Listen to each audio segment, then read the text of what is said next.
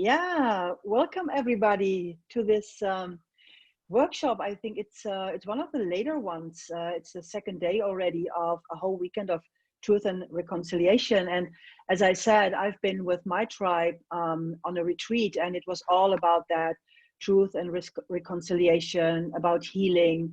So I think we are creating a bubble. It is amazing, and I'm looking also forward to listening and watching the recordings that are coming up later on the website. So we'll definitely do that. And as for now, we will see if other people are popping in or it's just us here. But as I said, we will have a very, very rich conversation here together. So I will leave. It doesn't want to leave this. Let me see. This is interesting. Now this beautiful first page wants to stay in place. Let me see if again now it will work. Yep. Yes. So as I said, this workshop is part of this Truth and Reconciliation weekend, and we are having crafted this workshop called Be the Change You Want to See in the World, and how that plays out, we will come to that later. My name is Andrea Henning, and I'm part of Tiara International. I'm part of the managing partners, and I'm on my own today only because it's a bank holiday in the States, and they actually have taken some time off. Otherwise, we would be here with more of us. But yeah, I'm happy to be here, and let's see what our time together will bring. Yeah, be the change you want to see in the world. If you have looked at the other workshop, actually it was announced in the leading piece, and I love the little subtitle, like showing the way to peace leadership and ways to create a just and equitable world. This is actually the energy that we are trying to create, and I love the expression peace leadership. And before we go into the content, I would love you to just pause for a second and just check in with yourself and tell us how you're coming to the call, what has attracted you to this topic specifically, and how you want to leave.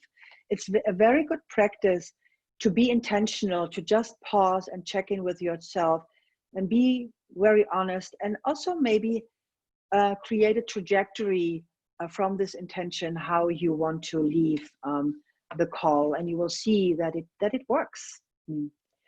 So whenever you're ready, like, who wants to start? How are you coming to the call? What has attracted you to this topic? Be the change you want to see in the world, and how do you want to actually leave the call? Hi, Andrea, it's Robin. I'll jump in. Yes. I am coming to the call with an open mind and an open heart.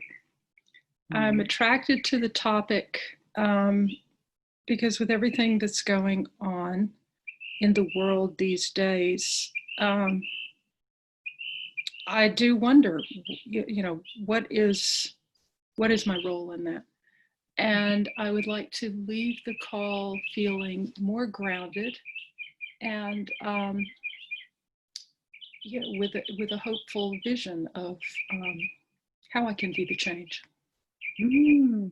That is beautiful.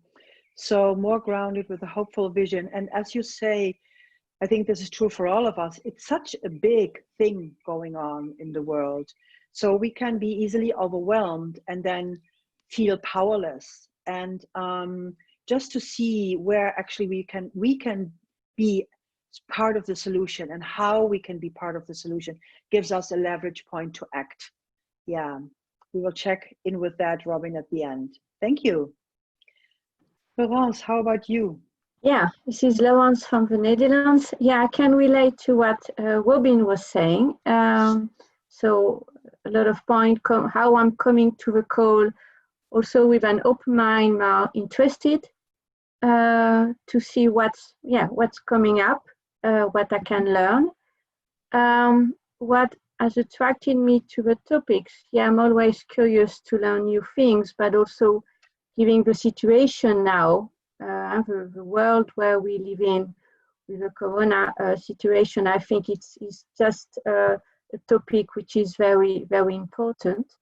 How do I want to live?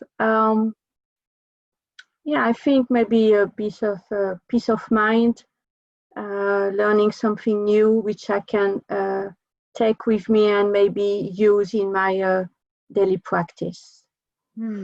Lovely, thank you. Yeah, I'm coming to the call actually also quite peaceful because of the retreat and because we have done some deep work already. And what has attracted me to the topic, I am just inspired by Gandhi's quote, "For ages now," and actually knowing how I can contribute to the things that I want to see in the world gives me this peace of mind, and also prevents me from just doing nothing or feeling powerless and overwhelmed all the time, which then you're no use for the world too. So it is a topic that is really much dear to my heart, and how I want to live is actually just inspired by the conversation that we are going to have here, because to then when you have deciphered some leverage points to act or leverage point to be, how to be the change, the necessary inspiration then actually gives the momentum to actually come into action. So I hope that that we will leave inspired. Thank you. Yeah, so what was the promise that was announced in the workshop? Actually, the promise is that we can actually contribute to truth and reconciliation by our own individual wisdom and by being congruent and coherent. And I will get back to these words later. And the people who know me know that this is also something that I am a huge advocate of, that we can be part of the solution, and we need to admit that we are part of the problem too. And how we are part of the solution is very personal, but how we are also part of the problem is very, very personal too. And I found this African proverb that is boldly stating, if you're not part of the solution, you're part of the problem. And there are lots of different variations and quoted by different people, but I found this a very interesting one. This was the most powerful one. Okay, if you're not part of the solution, you're probably part of the problem, which is a little bit also challenging and prickly, but I know it's true. So let's see, how can we actually be part of the solution? I already mentioned these three words: coherence, congruence, and wisdom. And when we are part of the solution, we are actually in sync with our personal highest truth, our own inspiration. And I would say this inspiration is sourced by something that is bigger than us. You could call it divine intention. You could also just say it's the higher purpose, but it's something that is bigger than you. And when we come in coherence with this piece, then we are part of the solution. It depends, however, if you buy into a quote that Einstein says, is this a friendly universe? And his answer was yes. So we need to believe in a fundamental benevolence. Otherwise, this doesn't work. So I assume that as here together, that you could follow me in that, assuming that there is somewhere at the source, there is a benevolence intent for all of us, because otherwise I could not survive on this earth if I would not have that belief. The other word is congruence, and congruence comes from living in integrity with our values.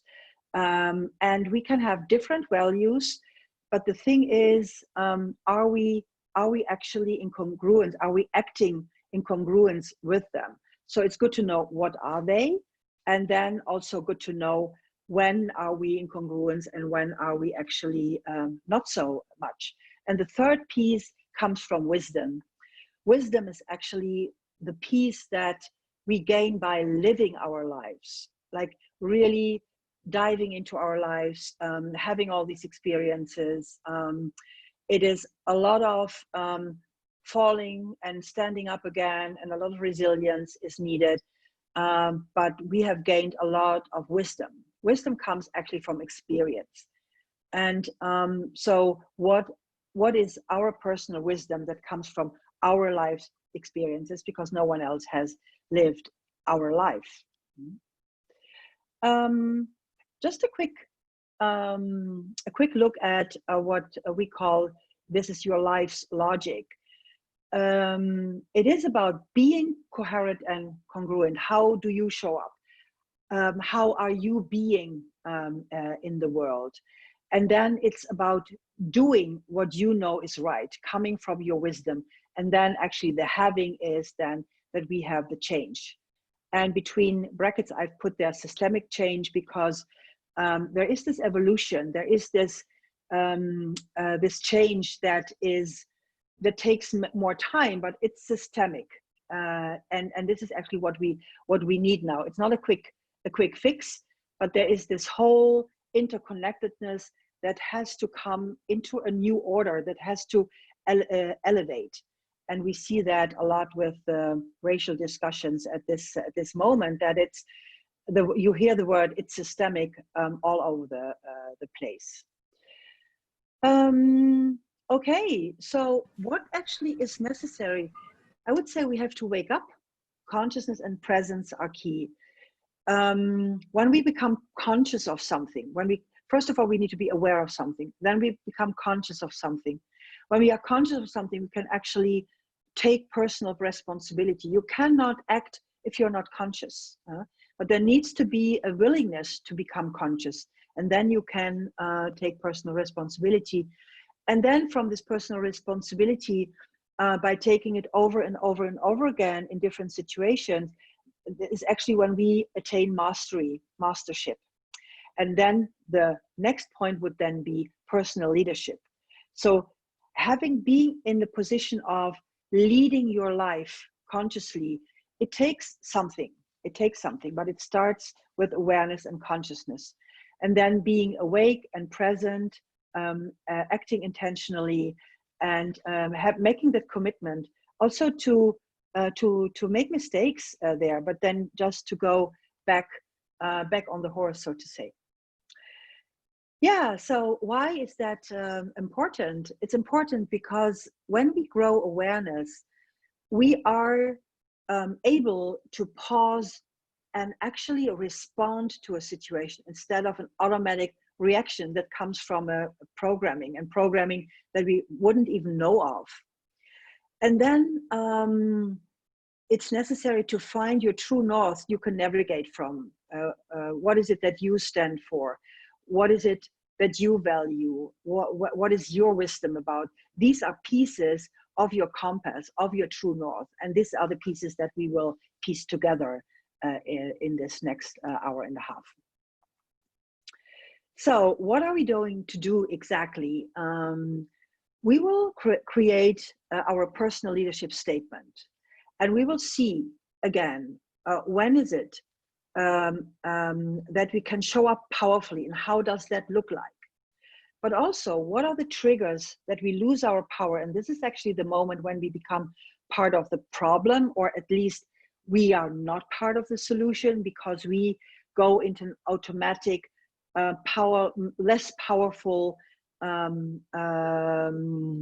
space where our impact is not as it could be. And then we will define our values, and we will look into the core of our own wisdom. So it's quite a lot, but it is also, it amazes me always to see how simple, if you ask the right questions, how simple these things just want to surface. So And some of you might already heard of this inquiry, and I have put it into the coherence inquiry to look into what is my coherence about, what is my higher intention about, and to get a grip towards that, we start with an inquiry that is called the role model inquiry. So let's just take a deep breath. We have pen and paper, and I will guide you through a couple of questions. And you just answer what you know. It's not about perfection. It's about what wants to show itself today. And even if you have done this inquiry before, maybe some other answers show up now for you, and maybe you will find even a deeper truth or a different angle. So be surprised, let yourself be surprised about yourself today. Okay, are we ready? Let me see, where's my little thumbs up? Oh, it's not, that's on a different screen. So, okay, let's assume yeah, we are ready. Right. So the first question is, think about someone, it can be one or two or three people maybe, that you admire about what they stand for. Think about someone you admire for what they stand for. It can be a living person, historical person, celebrity, even cartoon figures have been part of examples here when we were working with that. So who are some people that you admire?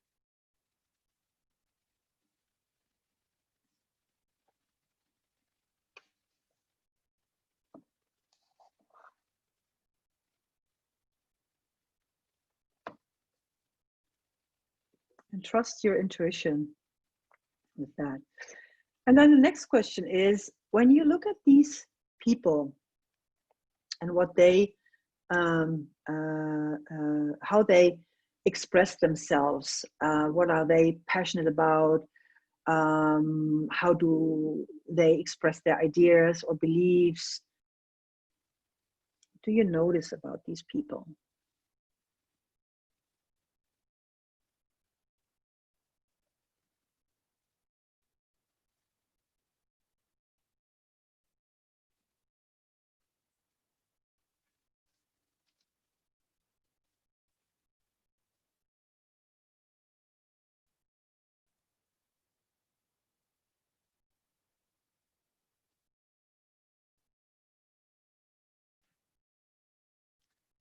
And then the next question would be some general characteristics that they possess. How would you describe them?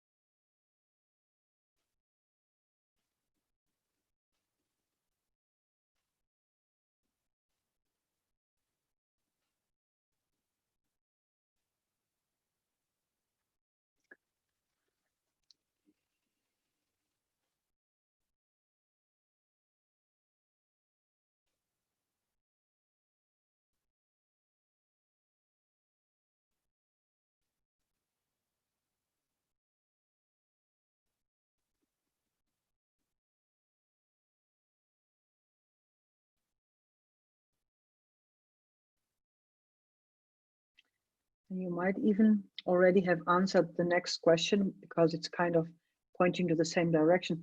What is it exactly that you admire about them?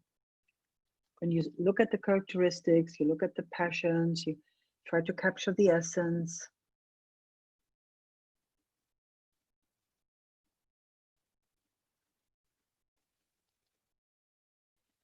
It doesn't mean that you need to admire the whole person.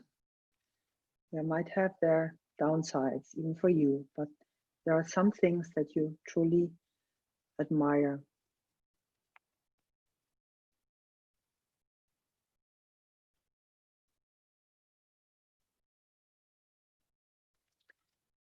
And then take another dive, like why? Why is it that I especially admire that? Why is that so important to me? these traits that they show.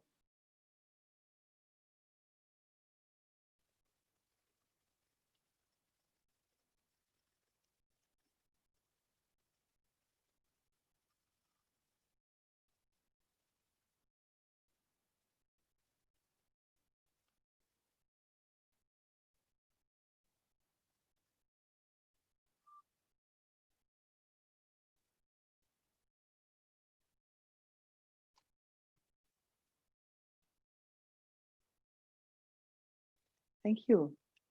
And I see Monica is also here. Welcome, Monica. If you listen in or want to share or share in the chat, it's welcome. We are happy to have you. Look at the what you have written down there, and I would love to hear a couple of things. And you might even just start talking, and then it helps you sorting your thoughts about that. What did you notice about what you admire in these people? Who wants to start?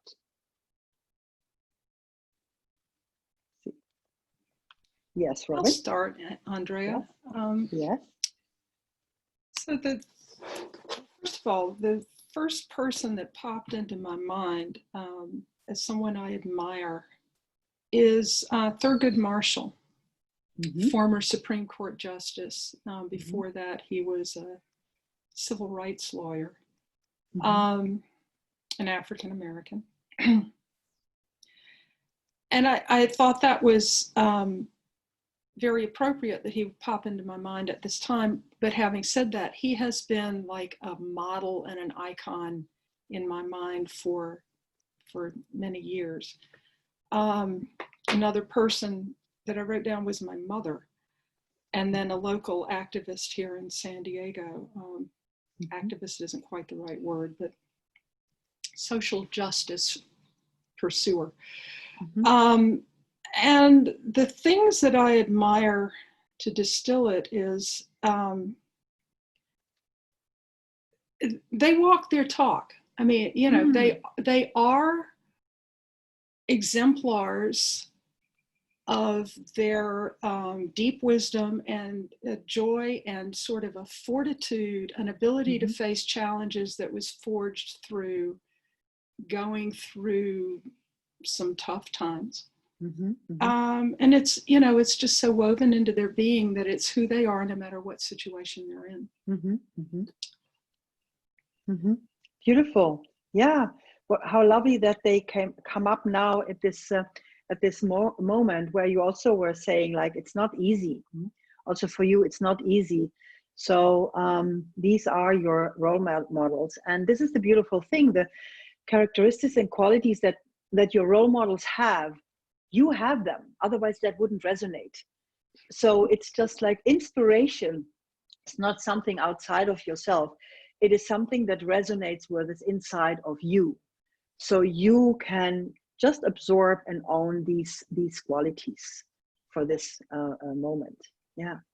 Thank you for that. Thank you. Florence, what is it that you have found? Yeah, interestingly, I was trying to think, okay, who are my my role models? I had two, and two of them are women.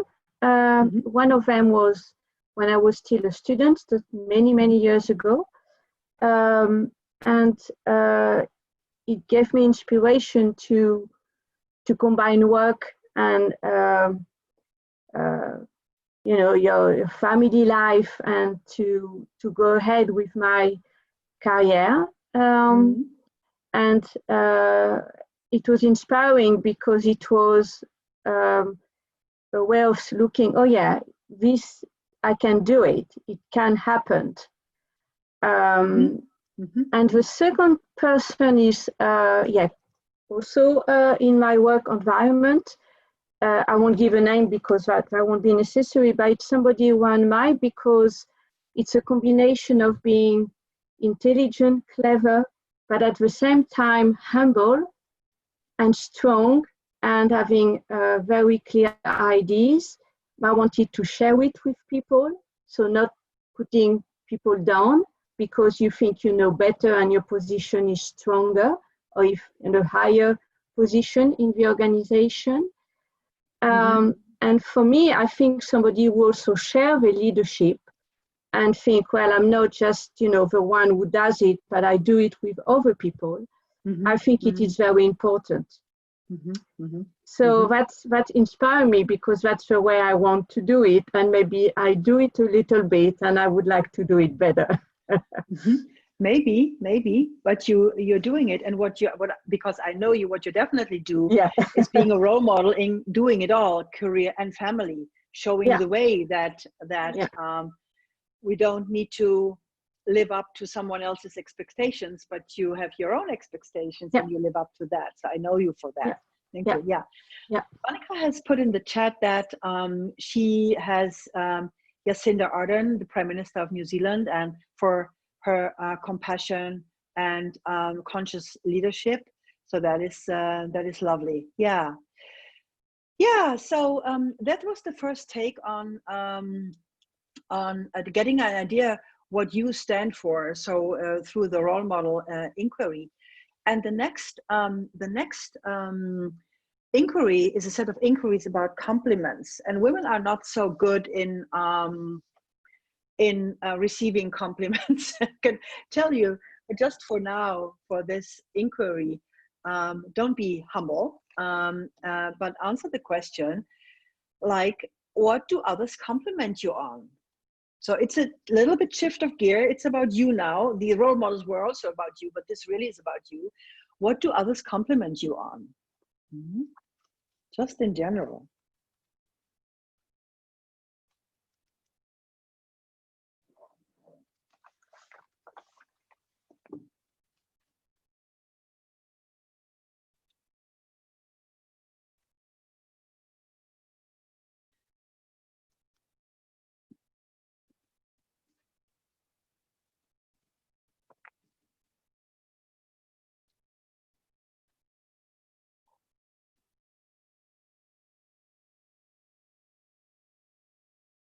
And there's a funny thing about getting compliments, that some compliments actually, they can even annoy us for whatever reason. But there are also compliments that are meaningful to us in a way. So about these compliments that you just have listed, what is meaningful to you inside of it?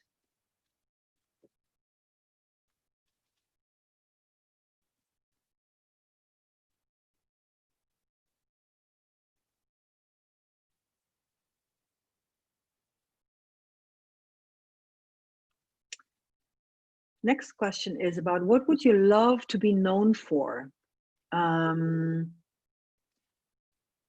If people could say something about you and it would delight you, if they would say that, what is it? So what would you love to be known for?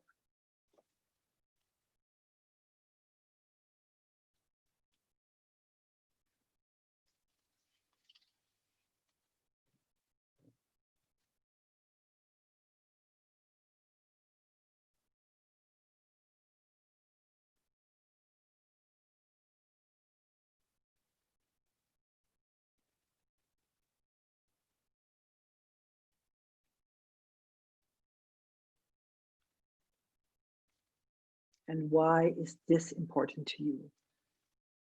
Why is this important to you?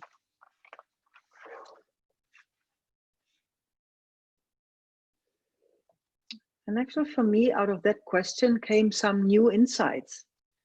I did them yesterday for myself, and I thought, wow, that went deeper than any other time I did this before.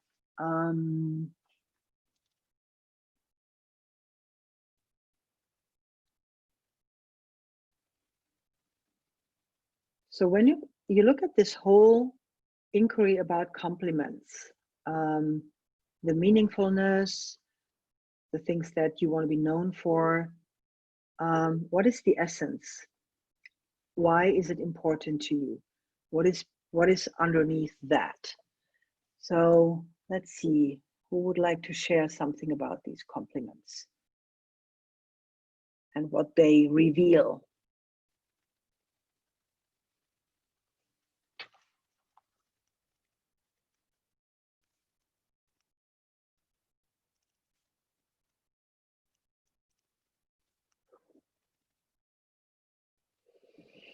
Shall I start? Yes. I'll have a go. Yes. But it's quite, these questions are quite challenging, I must say. Yeah, I think what do others compliment you on? Yeah, I'm quite a problem solver. If something needs to be solved at home or at work, I'm usually the one who comes with a solution of first go at a solution. I'm also planning, if so, a compliment. So it's also I like to bring people together.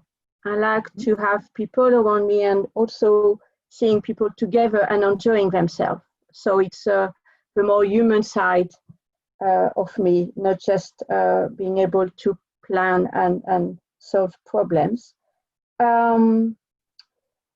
Why is it important? Because I think it helps you to have a meaningful life, but also I think for my children to show some values which you may have behind these compliments. What does it mean for you? You also try to give them something to think about and maybe to take with them as they're going to go into adulthood. So that's for me, not just for me, but also for the next generation for them as younger adults. So what is inside of that? If you unpack it, you find that that you're showing that you can come from values, and you're showing some values that they can take with them. That is why it's important to you to get these compliments. Yeah, exactly, and how to live a meaningful life. Yeah. Yes. Yeah. I could compliment you for your courage, because I know your story a bit. So, but it's difficult. This is an extremely difficult question, especially for women, I can tell you, which says it all, of course, again. Yeah, of course, Robin, let's see how you, how this question's landed for you. The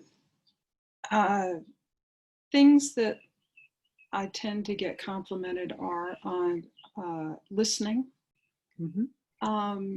engendering trust. People trust me. Clarity and wisdom. And I like what Laurence said. Also problem solver, I think that fits as well. Why these things are meaningful to me is that it's like it's like my contribution matters, or it has meaning. And when I got down to why this is important to me, what I wrote down was that, I want to help move the needle and make things better by working with others.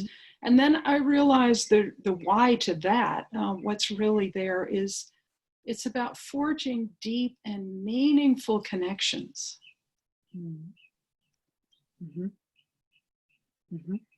You could even take another why there. Why are deep and meaningful connections so important?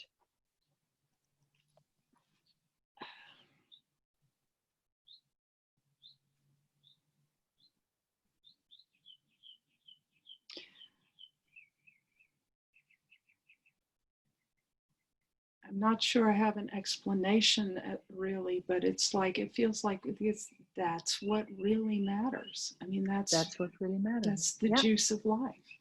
Yes. That's what it's all about. That's what it's all about. Exactly. If you dig deep enough, you get towards the essence.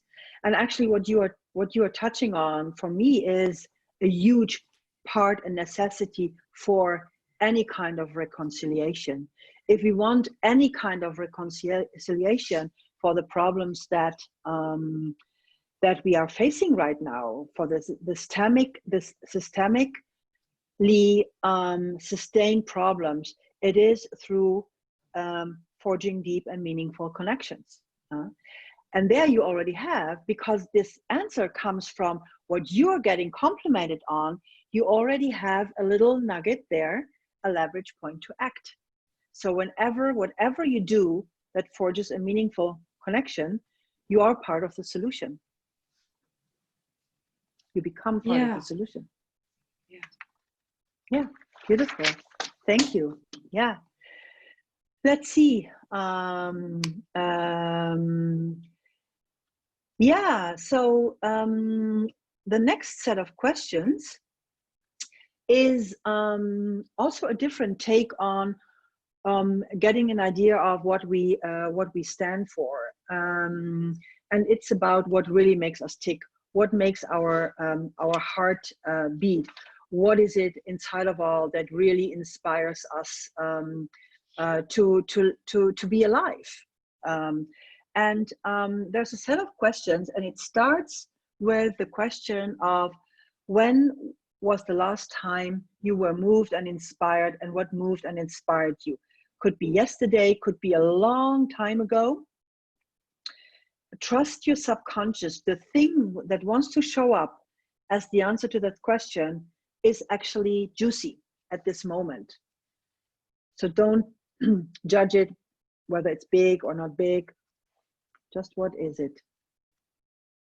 Last time you were moved by something, what moved and inspired you?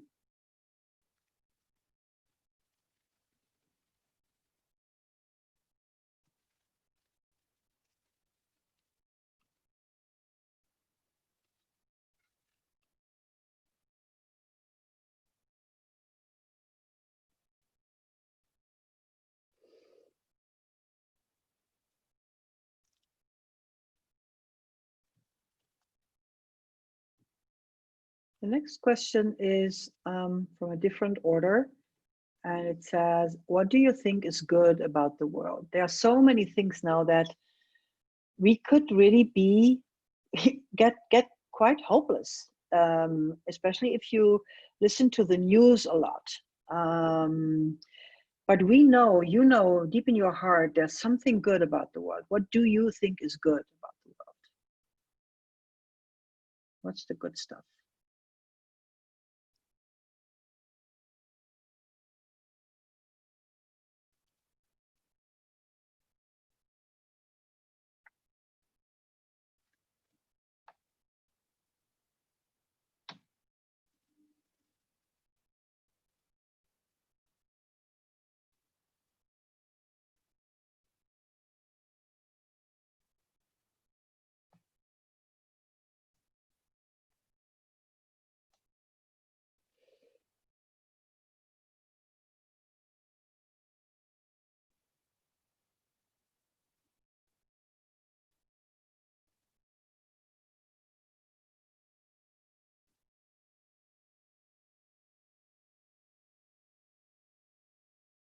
The next question is, when in general do you feel most alive? What do you see yourself doing? Oh yeah, here, this is really juicy for me. Here I feel that I'm alive, that it's worth it. When is that?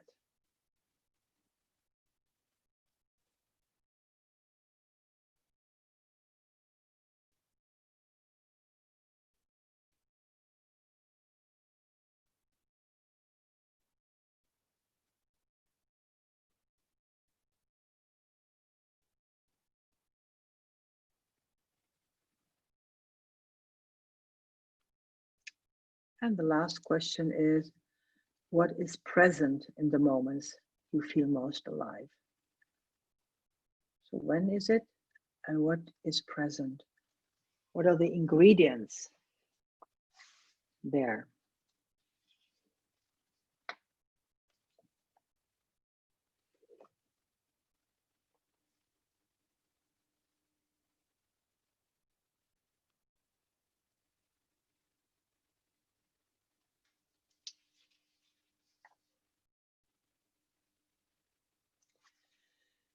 Yeah.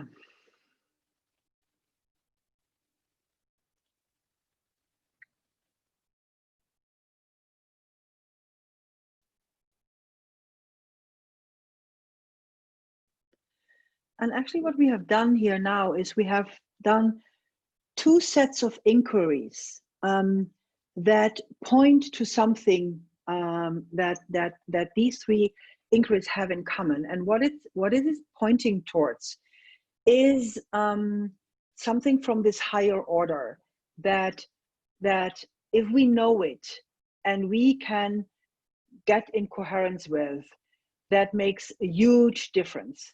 This is something that you stand for, that you are about, that you would love to bring to the world, that you would love to be a beacon of. So look at the three inquiries and look at what can you see is the red thread. What are the maybe 2 or 3 words that it has in common, the meaningful connection, Robin. I'm sure it will come back also in the tick inquiry somehow. So look at what is the common denominator, and then you can craft the statement. This is actually what you stand for. It's not that you make it happen. That is who you are. This is what is dear to your heart. But this is also now that you're willing to own this. Yes, this is what I know it's about. And I want to be about that. I want to make my life be about that. So look what you find and craft a sentence. And it doesn't need to be perfect. And again, let yourself be surprised by what comes out there. The important thing is when you write it down, that you feel it, that you feel the truth. Sometimes it's difficult to give words there, but it's about the feeling that these words that you choose give you. So go ahead, try to put it together, put a meal together from the core of these three inquiries.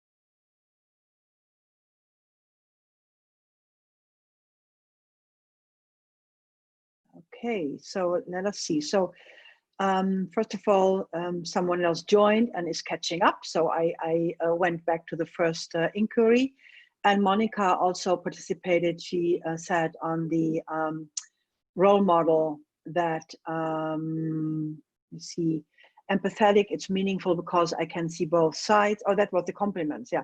Try to understand the other, integrate, include others, make them feel important, and get the best out of them. Thank you, Monica. And then also, you said about, yeah, people's stories about their lives, how they overcome obstacles and difficulties. I think there are more good people than bad people. That's all fantastic. Great. So let us see if you're ready to share some statements with you. And Stephanie, take all the time you need and text me if you need to move to the next slide. And in the meantime, let's have Robin and Laurence. Sorry, I know you're French. It's okay, don't worry. Because I'm in the English, but you see multitasking is an illusion actually. So let us see. Okay, so that's what makes me tick. And here we have the statement. Okay, Laurence, what is it? What does your leadership stand for? What did you find? What did you craft, and what did you feel with it? Oh, this is so challenging today. Yes. Yes. That's good. Yeah, yes, I know. I don't have a full sentence, but I think what my leadership stand for engagement, getting people together, and solving problems of trying to find solutions together. And at the same Yes, time, having certain values and norms which you can share with people. I think yes, that's cover quite a bit of my leadership. exactly. You leave out one little point, and I only know it because I know you so well. It is that you actually find solutions for things that haven't been solved before. Yes, You're a that's true. pioneer. Yes, yeah, It's a that's pioneer true. Yes, solution. yeah, So, and yeah, with that, you demonstrate that solutions can be pioneered. And this is actually exactly what we need in these times, because we are really in an unknown and unknowable space. yeah, So, pushing towards solutions, pioneering solutions through this engagement and bringing people together is something that is yeah. really, really needed. And I think what stands behind this is that being positive and creative about it, and not being afraid to look forward for something you don't know. Exactly. And I think that's really very essential for me. That's who I am. Exactly. And I think Exactly. in this time of a corona situation, I see a lot of creativity around people who just find new solutions because they have to. And they have to do something which is going to help them to go forward. And I admire these people, and I can understand where they come from and why they do it. So that's very Exactly. interesting to see collectively somebody has a business and they don't know what to do, and somehow they will find a solution. That's typically something which shows, well, let's try, it can't be worse, and we have to try something. So I Exactly. think yeah. Yeah. And by owning that, Laurence, you can see, because you bring this to the world, to a meeting, to your organization, to whatever you do, and you need to own it, because you get pushback from fear of others. That's the thing. That's the part that we stand for, that is really dear to our hearts, that we also have the ability to bring, gets pushback because of the fear of others. So it takes something to stay in that space, and therefore you need to reinforce it inside of yourself. Thank you. That was an excellent example. Yeah. Yeah. Robin, what have you discovered about what you stand for? Well, one thing that I've discovered is I resonate an awful lot with what Laurence has said, and Andrea, what you said about that. The statement that came to me is actually a metaphor, and I didn't take it any further than that because it felt right, because it brought tears to my eyes. And the metaphor is, I want to climb the mountain with friends while singing. And what that means to me is, I see Laurence nodding, because I felt like, Laurence, you put real world, concrete words, practical words around the sentiment of my metaphor. It's like, I want to work on the solution to big problems with a close band of like-minded people in a joyful way. That's it. Yeah. So simple, such a task. Yeah. It's beautiful. Yeah. Beautiful. And it can bring tears to your eyes when you have it. Then this is it, and you need to trust. That's why you are here. Yeah. And you will get all kinds of possibilities to be that. And at the same time, it's not easy, because others need you to be that, to follow. You're leading in that. Let me share mine. Today, for the first time, it looked a little differently than in other times when I did it. But actually, what I found out today is that my leadership stands for inspiring you to be what you want to be in the world, because I see you. And what I so know, and that brings tears to my eyes, is that what we need today is to be seen, to be heard, to be held, and to be honored. And I can do that. And then when you are seen and heard and held and honored, then you know that there's nothing wrong with you. There's everything is right, and that you just can do it because you're meant to do it. So a lot of my work is about that. And of course, I also have to own it myself, to be the version in the world that I'm inspired to be, and do the hard work and I get over my fears and get over all kinds of things. So in that way, we are all the same, and that's where compassion comes from. So now comes an interesting thing. I promised you that we would look into when we are part of the solution and when we are part of the problem. So think of a situation, just you can close your eyes if you want to, but think of a situation when you were able to live up to what you stand for, or you could say, like, to live and experience what you were just saying. In my part, it would be like that someone felt seen and heard and inspired to go out there and be courageous, that you have been pioneering this togetherness and the solution, or that you are climbing the mountain, that you were living your metaphor. So look at that, let a situation just pop up. And again, don't judge it, whether it's small or big, just what wants to show itself.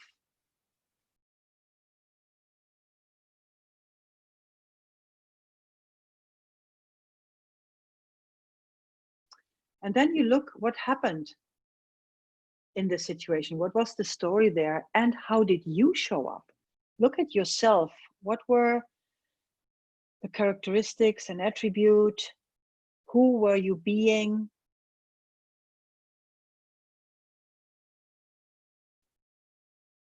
And what was the impact that you had in that situation?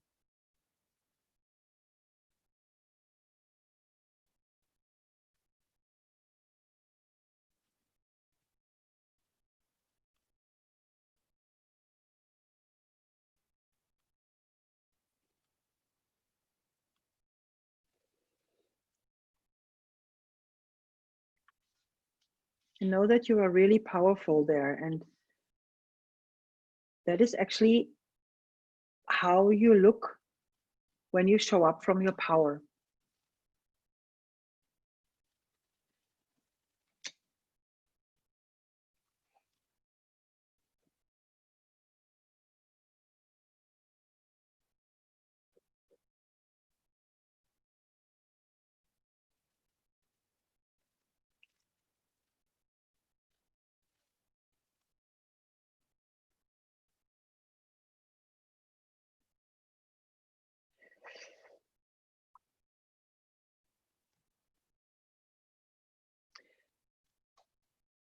So just in a couple of words, like this last bullet point, who were you being? So what were the characteristics of that powerful presence that you were able to display in that situation?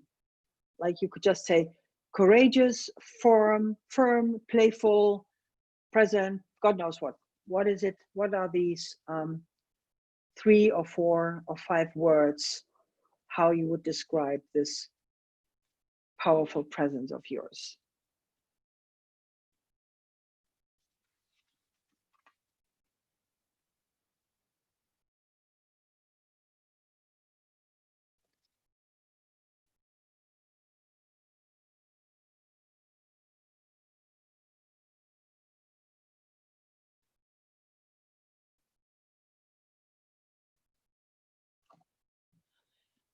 Okay, Laurence, give me the words, the popcorn style. The words, okay, of the fourth bullet point. Yeah, the words which came to me was perseverance, innovators, so something, creating something new, and enthusiasm, being passionate about what you do. I think that's cover it all. Yeah. So you were passionate, so enthusiastic, you were innovative, and you were, the first word, was it resilient, or what did you? Perseverance, to perceive. Perseverance, yes, yeah. Yeah. Yeah. So you were perseverant, innovative, enthusiastic, passionate, yes. Yeah, great. Thank you. And Robin? Couple words popped up that surprised me. Yes. Courageous and visionary. Uh-huh. Practical, anchored, clear, passionate, and dedicated. Yes. What surprised you? Which word surprised you? Visionary. Oh. It's like I had a vision. It's like, I also got some phrases that kind of characterized where I was coming from, the sort of mindset. And I'd say the catalyst, or the igniter of the flame, was a feeling of, no, this is not right. It needs to be changed, and there is another way. Yeah. And another sort of underlying theme that connects to that is like, all is not lost, things can be fixed. Yeah. And that was kind of the engine of this, but the things can be fixed part, I now see, it's like there was a vision, maybe not of exactly how or what the solution was, but the fact that there is another solution. And that is visionary, but I hadn't seen it in that context before. Yeah, lovely. And you were able to be that in this situation. Yes, so that's an important new piece. So hold on to that. That's really, that's the goodies. That's it is a good thing. It is a goodie. Yeah. So hold on to that when we go to the next one, which is, of course, the question. Like, we lose our power. People often say to me, like, oh, in that and that environment, I can be that. I can be the visionary. I can be the courageous. I can be passionate. However, with these people, or in that, or with that boss, or in that meeting, and I say, yeah, but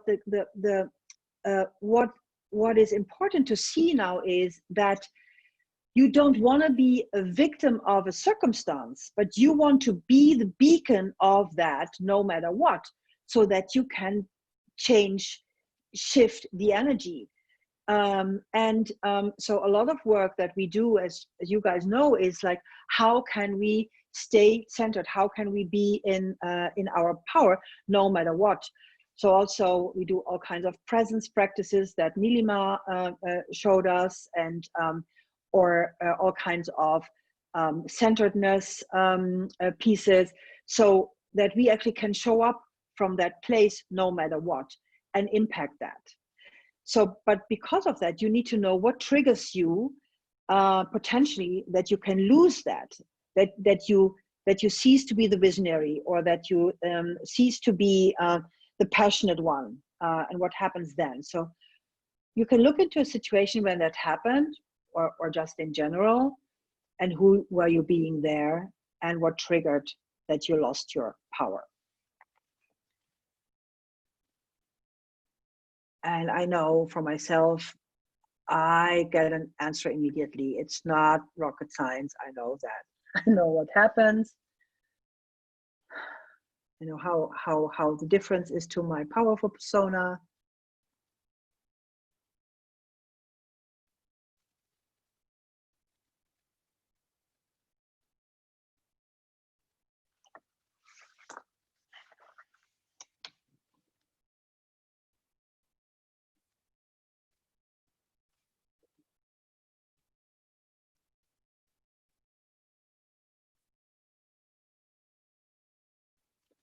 And you know how when we lose our power, actually the frequency of our energy lowers. Yeah. And with that, we get stuck in the system. Whereas when we vibrate on a high energy, and you see that, like people who are inspiring, are passionate, people who are authentic and congruent, they inspire others. They inspire others so that they can rise above themselves and be courageous and come from a different place. So it's pivotal to know for yourself what triggers.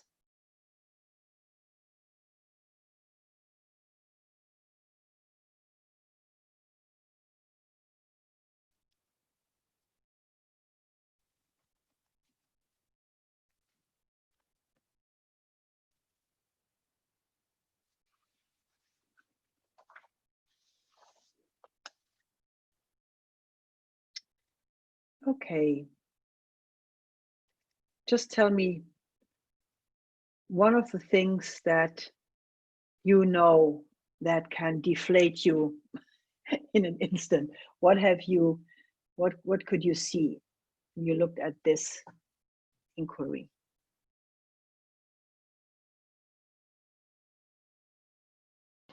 Shall I have a go? Yes. I think in this situation, I think what you said, you get some negative energy. So, you know, it's not very positive. I think you see yourself in a situation which you don't like. Like I tend to be maybe too pushy, too emotional, and you know, especially in a professional environment. And I don't like this, but it happens. And I realized, you know, writing down that you come to the situation with some preconceptions which you shouldn't have. And these preconceptions of a person, of a situation, makes it that you're almost blind to the situation and you can't see it more clearly. And you bring some more vulnerable, you know, suddenly. It's not that you can't do it because, you know, I'm capable to handling it, but somehow there are some other factors which make it completely, you know, going into pieces. So that's quite interesting, but not so nice to realize that's happening. Exactly. But it's good. So, you know, you have found a piece, like when you work from preconceptions, then your energy is in danger, so to say. So the only thing that you need to do, if that is part of the core, is things that are important to investigate your preconceptions so that you're aware of them, so that you then can like check them or not check them, but not be the victim of them, to then go into what you just described as pushiness or emotional or other things that happen to you. Yeah, that's true. So, yeah. Thank you. Fantastic. Yeah. And with that, by the way, we are part of the problem, meaning we are not shifting the system. There is part of a repetition there then, which is not good or bad, but just we need to be aware of that, where when we come from this other place, we are part of the solution. We are part of the evolution and the change. Yeah. Robin, what have you discovered? This is a deep inquiry, but hard to wrap up this quickly. But bottom line, what it comes down to, when I feel, you know, and it can be when I'm triggered, when some old pattern gets triggered by some dismissive comment or some comment that makes me feel like I'm not enough, or I don't belong, I don't fit, you know, I have nothing to add. And it gets me into a state where I feel a need to prove myself, sort of prove my value to the tribe, or justify my belonging. So I'd say, you know, comments that make me subconsciously feel like I'm about to get kicked out of the tribe. And then I lose that grounded, I lose that trust in what you were talking about, of the vision and the exactly different way. Exactly. So then also there's kind of that you lose your vision literally when that happens, whereas this enthusiasm about something that you are seeing there and that wants to be seen and heard, by this dismissiveness that hits you in your wound. We are part of this core wound, but it hits you, and then you go down. It's like this balloon that deflates, and then another persona who wants to prove herself. There's a completely different play there, and with completely different outcomes and impacts there. But the important thing in this inquiry is that you need to be at the lookout when you are confronted with something that you perceive as dismissive. It might be dismissive, but you don't need to be hurt by it in that way. You can just get back and make your vision clear and step into the persona that you know is powerful. Yeah. And which is dedicated, which is the catalyst. But this is a big one for you. That is a very dangerous one. And the other thing is good to know that there are certain environments where we are more in danger of being triggered than others. Oh, we lost Laurence. I hope she will come back. That we are more in danger to be to be triggered than others. So it's good to know when that is, to prepare yourself even more to be centered, not to fight against or to get into a modus of, oh, I need to guard myself. No, but really, like the presence practice, for instance, that Nilima does, is a good one. Like to be present, nothing to defend, nothing to promote, nothing to prove. And then you are there and you can come from that. But it takes awakeness, awakeness and consciousness. Right. So Monica also, constant inquiry. It is the constant inquiry, but it's worth it, because you will see that you get behind the steering wheel more and more and more, and life gets so much more fulfilling. Yeah. Oh, and the Monica is writing like probably when she loses her power. Let me see. When I'm in a room with engineers talking about numbers and things that I think I don't understand. That's true, Monica. Makes me feel I'm less and not enough. I lose my power and interest and energy. Totally right to Robin. Yes, so that is when you think you're not enough or not smart enough because you compare yourself to someone else, and then it goes down the drain. Yeah. Okay, so yes. Let me see. Let's go to the next piece here, and let's step into the powerful persona. So just close your eyes for a moment and go back to the situation where you were powerful.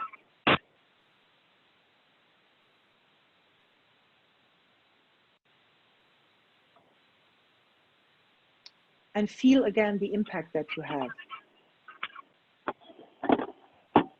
Feel the impact on yourself, on your environment. Might be a team, might be an organization, might be your family. You just feel, if you show up like that, the impact that you have and what's possible.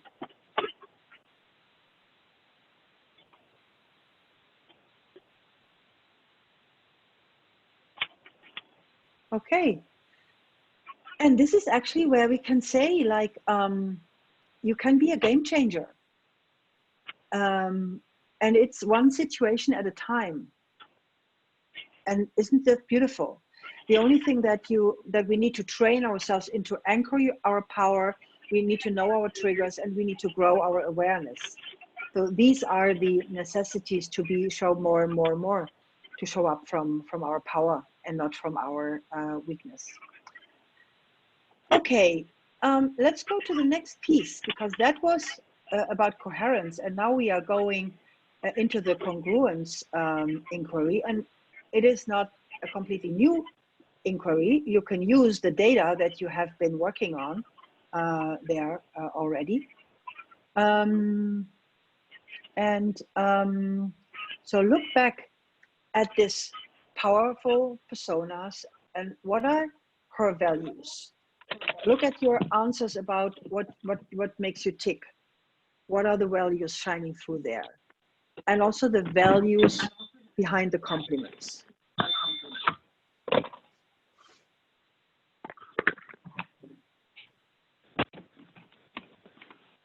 So we have the characteristics, but what is the, and value could be connection, could be love, could be harmony, could be growth, could be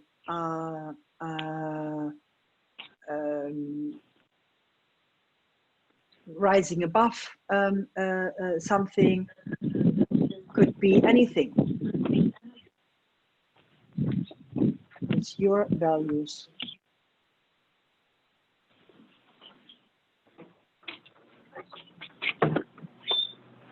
Oh. What happened?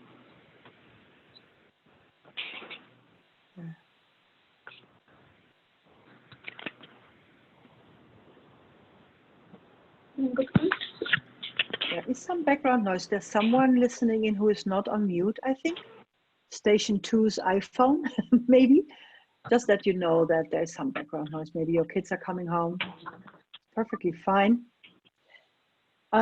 Okay, so who has found some values? And you don't need a lot, and it doesn't need to be the whole list today. I just want to point us into the direction of also values, and some of us has been a lifelong learner on that.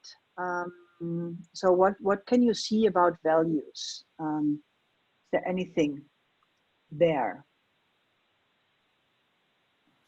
Yes, Lance? Yeah, I think that's what's interesting about values. It's how they are connected together. I was looking at the one I wrote down, which are not surprising, but I was thinking, yes, they're not just lonely values, they are connected. So there is a reason why they are together, or they are present at this moment. So for me, this is quite new, because I always thought, oh, it's just a list of values which are, you know, I can relate to. I'm quite happy with it. But now my question is for myself, how do they relate and why do they relate? So I think that's what I will take it with me about these values. Fantastic, yeah. Could you name a couple so that we also can feel? A couple, like, I don't know if it's really value, but the engagement, passionate, and curiosity in being interested in new things. So there is a sort of link together, which probably is how you lead your life as well, I think. Yes, behind exactly. it. Exactly. That's the thing about value. I mean, this is when you are happy when you experience engagement, passion, and curiosity because there are new things. Yeah. Then you come home and you feel happy. So these values need to be present in your life, and another person might have other values present there. And so the question then is, like, if you would rate these values between 1 and 5, how much are these present in your life right now? How much are you experiencing this passion, this curiosity, and all that? Because that is actually, we want more of that. Our lives need to be in congruence with that. Yeah, and we use that sometimes. Yeah, and that's quite interesting, is that I think you can rate them, but at different moments, they will have a different value. In the sense that at some point, maybe engagement will come very high, and at some point it will come lower because another value will have more priority. So I see it for myself not as a static, engagement is always number one with a 5 weight, but it might change according to the situation of the moment. Yeah. That's how I would like to see it for myself. That's great. That's great. It's your values and how you play with it. It is, however, if you have chosen a couple of values and you see that there's a lot of passion maybe and a lot of curiosity, but you don't find an engagement with someone or something, that something huge is missing. Huh? So these values, to see how they play in your life, and all of them want to be lived. Yeah, that's true. Yeah, thank you. Yeah. Robin, what did you find about values? Connection. Yes. Exploration, learning, and making things better. It kind of comes down to exploring. Exploration, I think, is at the top of the list for me. So exploring and learning and growing from that, and then sharing what I've learned with others to help them achieve their goals. Yes. So the exploration needs to be there, the learning needs to be there, the growing needs to be there, the sharing needs to be there in some shape or form. And of course, you can then look like how congruent is my life with that values, meaning how much am I really engaged with these values in life, which is part of the solution. You can have all these values, but when there's no rubber hits the road, then we kind of are more bystanders. But it's through finding segues to actually live these values. Then we are part of the system, and in a good way. Yeah? Lovely, thank you, ladies, for that. And last but not least, a very important, very, very important piece is the wisdom.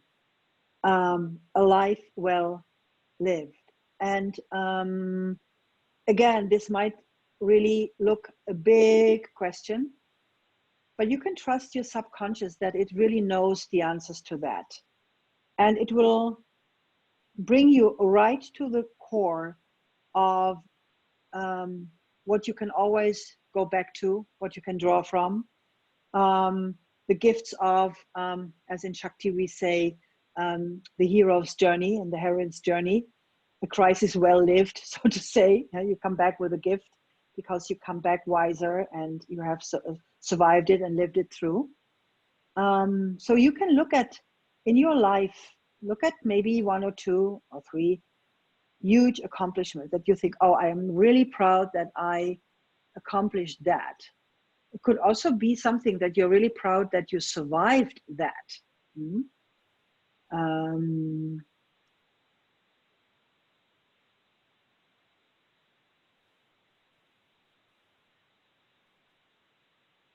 And if you found that accomplishment, like look for yourself how you pulled this off. How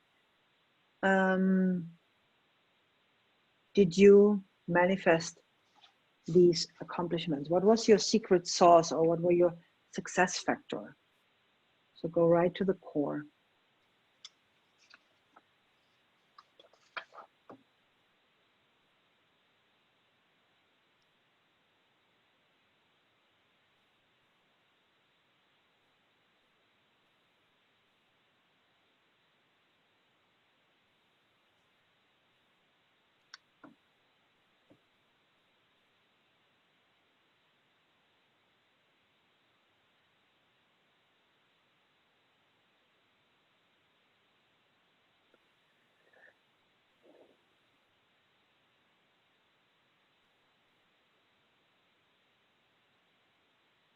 And the flip side is also interesting.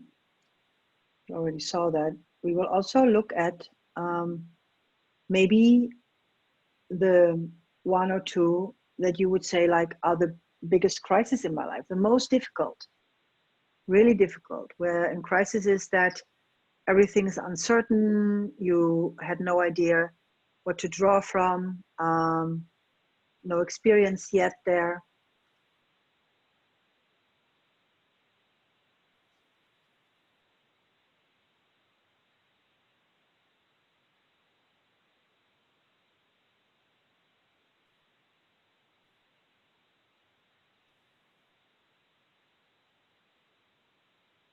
The most interesting thing is that you have survived it. You've pulled through it.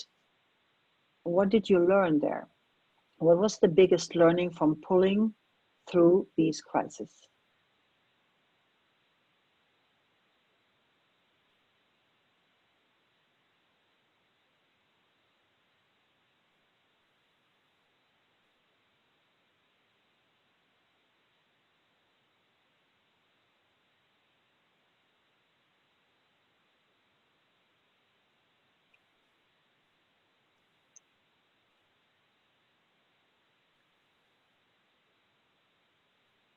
And let's imagine ourselves as grandmothers to our grandkids, or like really wise people, elders that young people would go to for this piece of advice that if we could give it,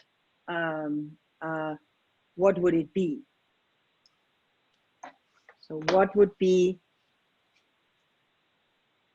a piece of advice that might come from your accomplishments and from how you pull through crisis that you could bring to the table?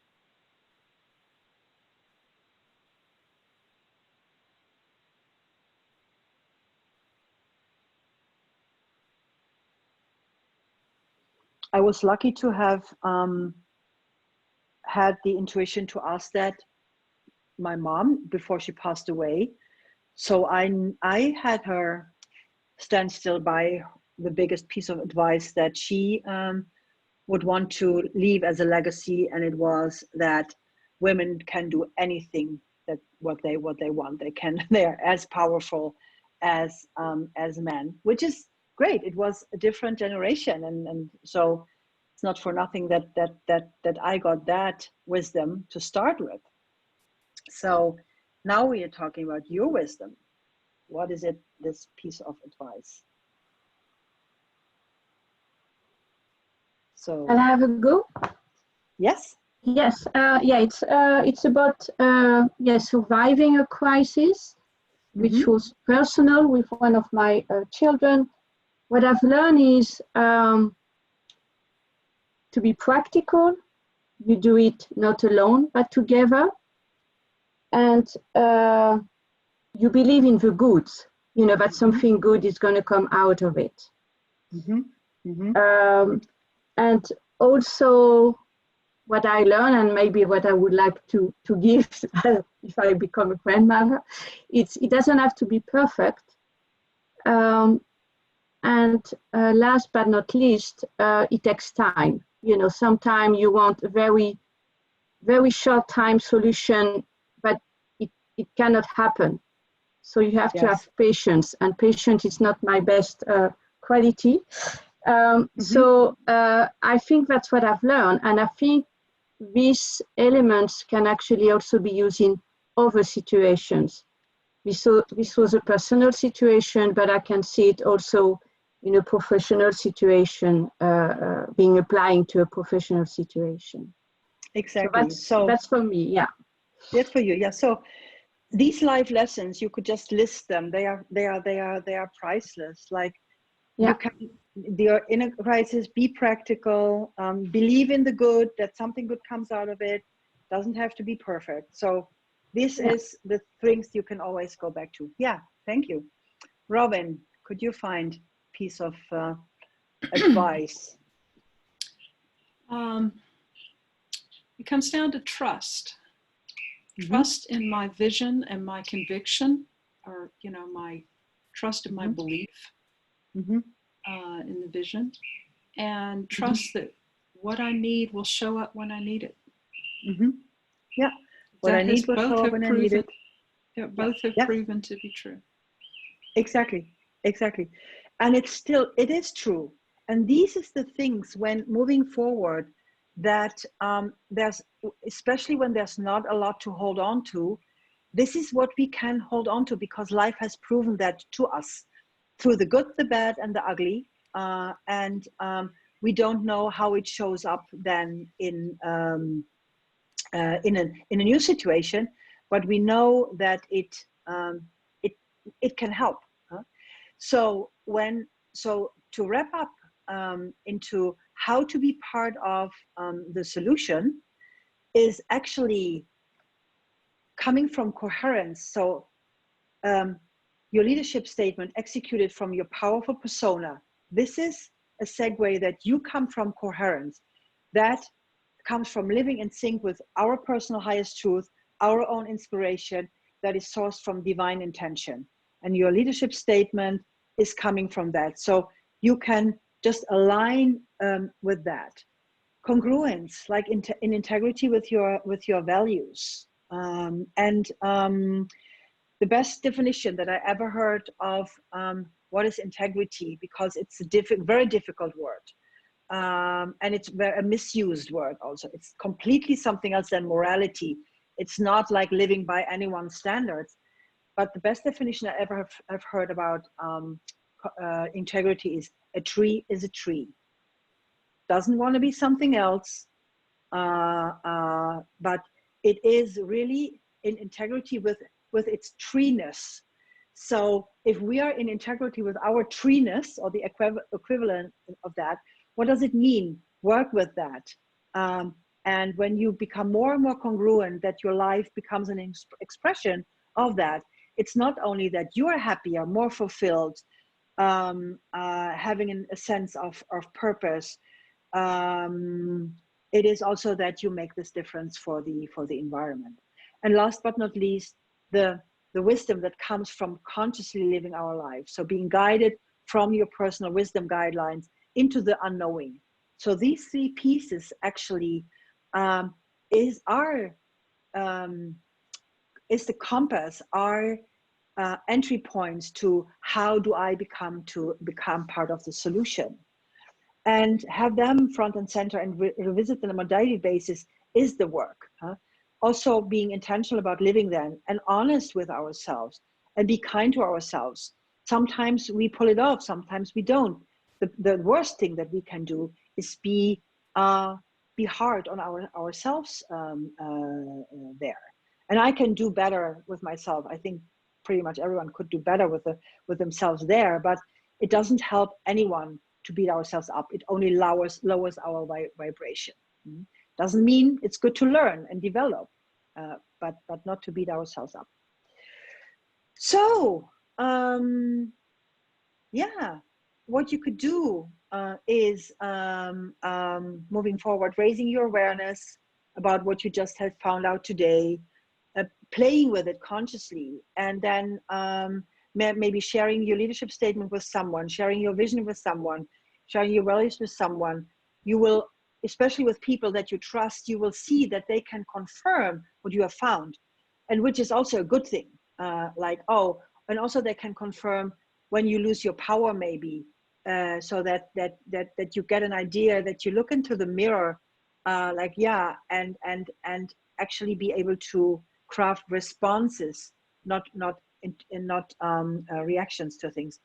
And then I also have put the presence practice from Nilima as a link, and you will all get somehow the recording will show up.